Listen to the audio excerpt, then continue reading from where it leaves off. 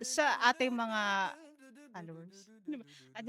I encourage everyone, yung mga age 18 to 40 years old to join um our mission in GCI Iriga to empower young citizens. Kung kayo ay feeling nyo magiging katulad din namin na may gustong may iambag sa komunidad at ma-develop din as young leaders, join us in JCI Iriga. In JCI Iriga, we will help you cultivate yourself to becoming future leaders.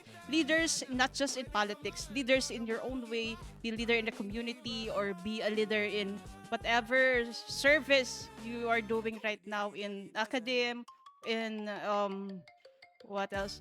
In your whatever profession you are into. Just like me and my partner, my husband, malaking tulong siya sa amin in terms of sa trabaho namin, sa pagpamilya lalo na, sa the way we handle ourselves as a couple and our family. Kasi, kumbaga, na-develop talaga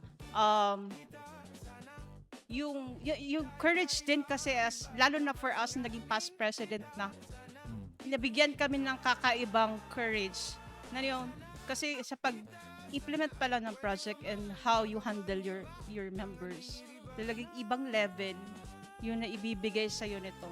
And of course, yung fulfillment of becoming a GCI member, ibang saya, ibang fulfillment sa puso mo yung naibibigay nito. So, come join us in GCI Iriga and be one of us.